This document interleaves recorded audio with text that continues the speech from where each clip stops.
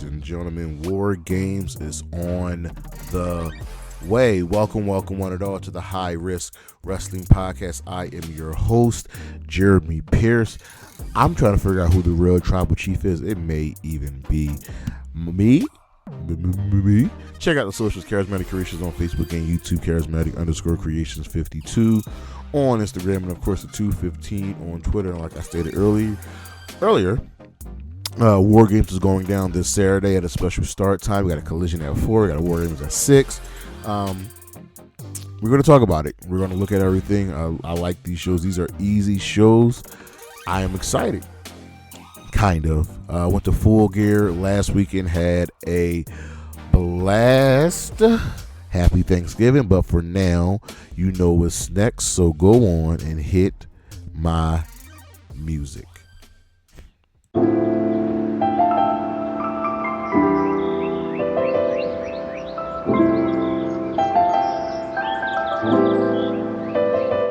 All right, War Games is going down. We got 2 War Game matches and I think 3 matches in between. It's a good show. It looks like it's going to be a good show. It's going to be very, very important about the repercussions and the consequences that come out of said show. Before we get into the 2024 show, of course, we got to look at the 2023 show. And once again, this had the War Games branding, and of course there weren't any traditional Survivor Series matches. I really dislike that. It's quite upsetting. But last year's show had 5 matches, nothing on the pre-card because the WWE doesn't like running pre-card matches. But we had ourselves a women's War Games match. It was 4-on-4 with a team of Bianca Belair, Charlotte Flair, Shotzi Blackheart, and Becky Lynch taking on Damage Control, with the former team winning. It just felt weird with Becky and Charlotte being on the same team, and at this point, Damage Control were just losing matches left and right. Then we had Gunther defeating The Miz by submission to retain the Intercontinental Championship. Randomly, I don't even remember this match. I remember the first match. I remember the second match. I do not remember this match. Santos Escobar defeating Dragon Lee. The 4th match on the card was Rhea Ripley defeating Zoe Stark to retain the Women's World Championship. And the main event was a 5-on-5 men's War Games match with a team of Cody Rhodes, Seth Rollins, Jey Uso, Sami Zayn, and Randy Orton defeating the Judgment Day, Drew, Finn, Dom, JD McDonough, and Drew McIntyre. And then it's also, after the match came the return of CM Punk. This took place in Chicago at the Allstate Arena.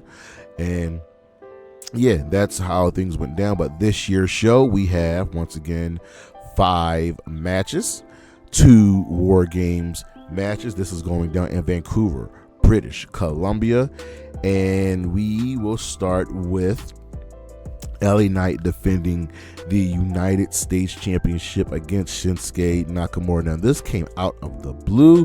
Shinsuke has arrived just 2 to 3 weeks ago and has set his sights on LA Knight. After LA Knight overcame Logan Paul to become the United States champion, he's been having these open challenges. Defending against Santos, defending against Andrade, Melo, and Humberto.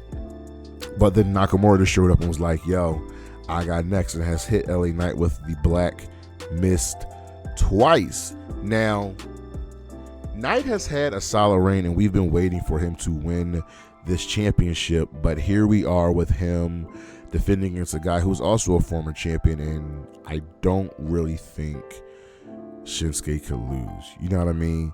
It just makes sense for him to win the match.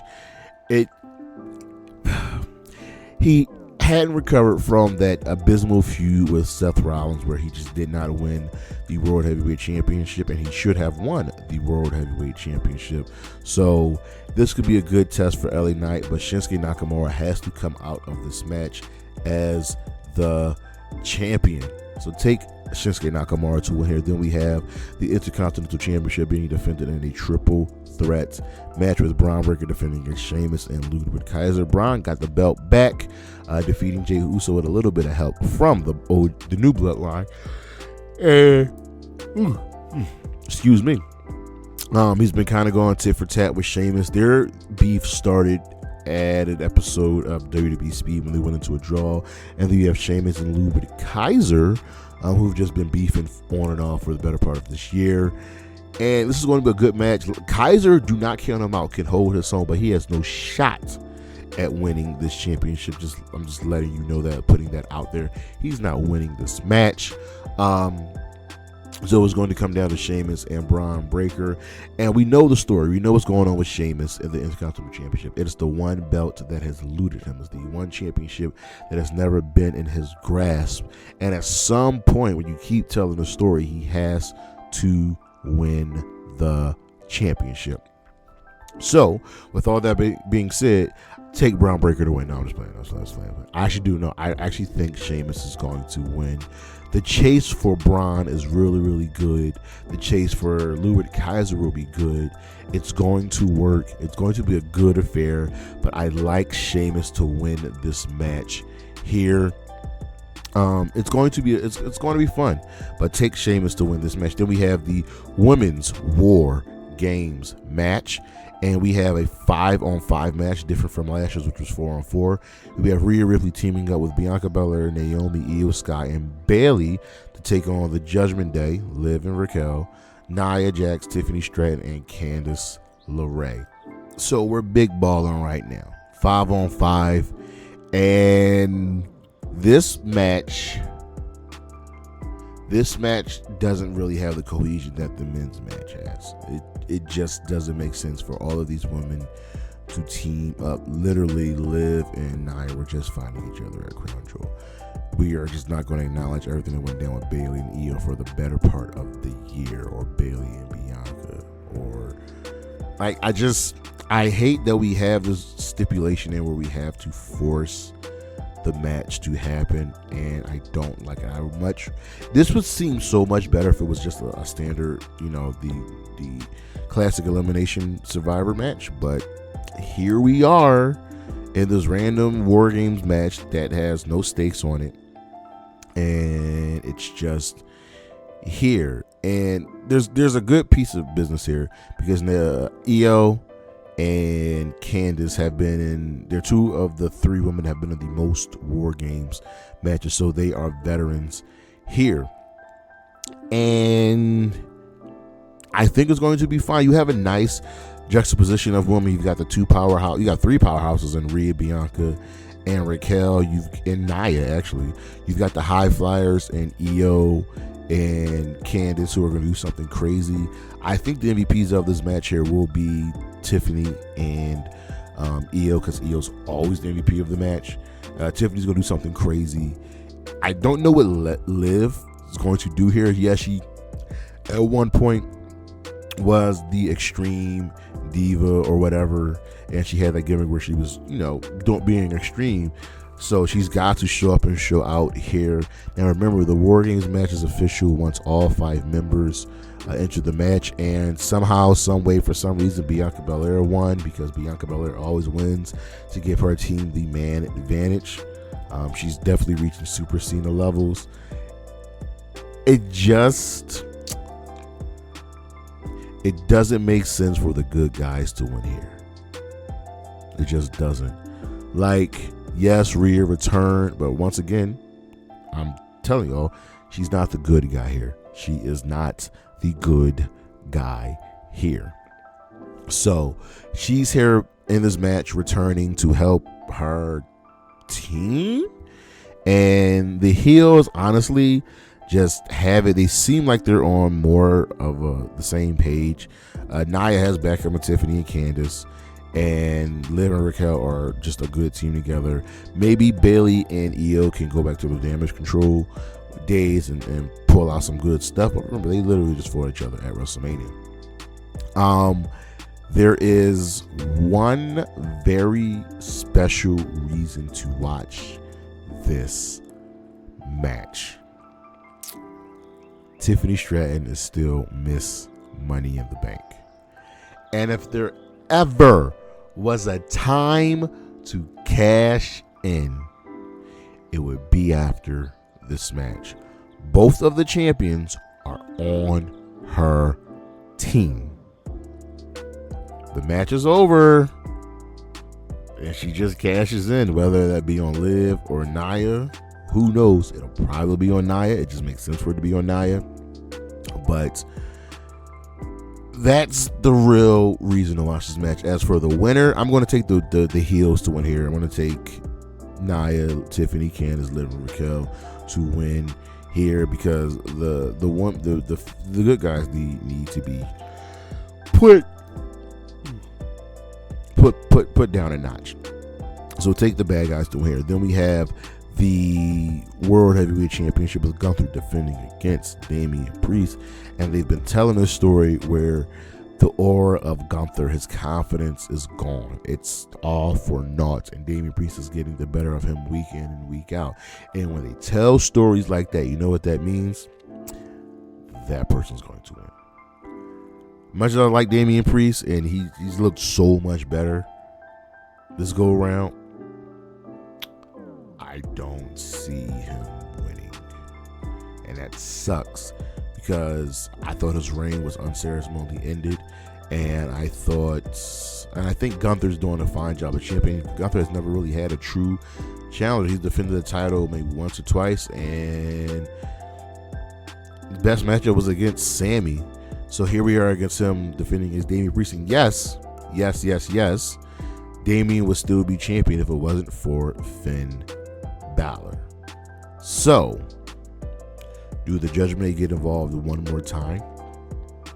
Do they cause Damian Priest this match? I don't need Damian to be involved with the Judgment Day anymore, but it's kind of always going to be there.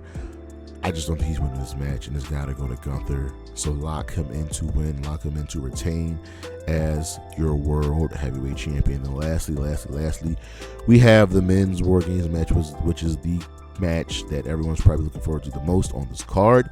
It will be the OG Bloodline, Roman Reigns, the Usos, Sami Zayn, teaming up with CM Punk to take on the new Bloodline, Solo Sikoa, Jacob Fatu, Tama Tonga, and Tonga Loa, and Bronson Reed. And why is CM Punk here?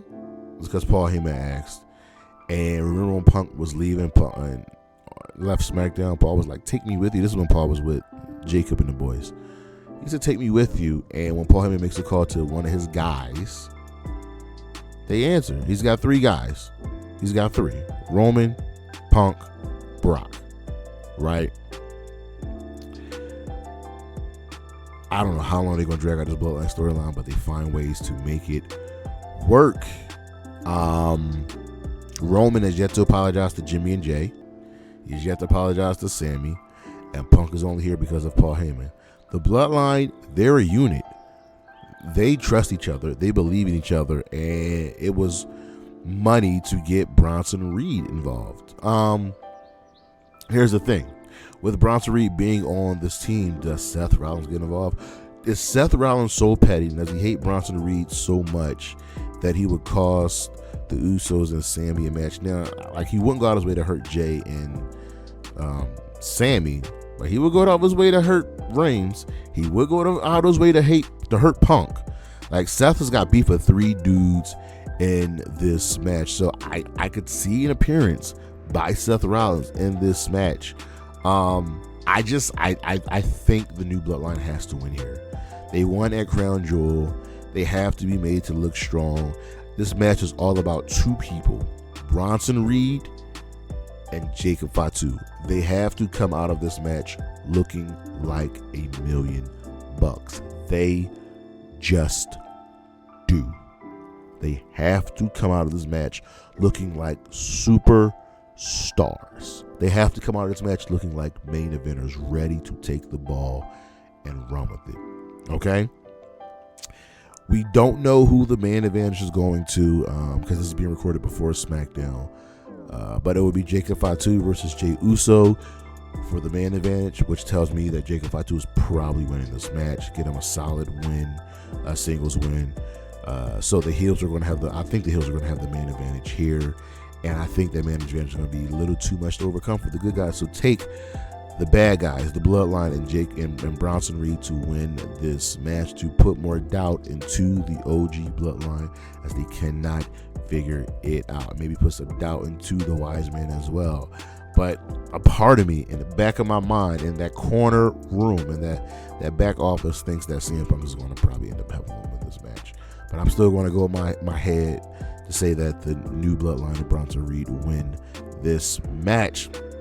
But that is our show, ladies and gentlemen. One more time with the predictions. Shinsuke Nakamura to defeat LA Knight to become the new United States champion. Sheamus to defeat Bron Breakker and Ludwig Kaiser to become the new Intercontinental champion.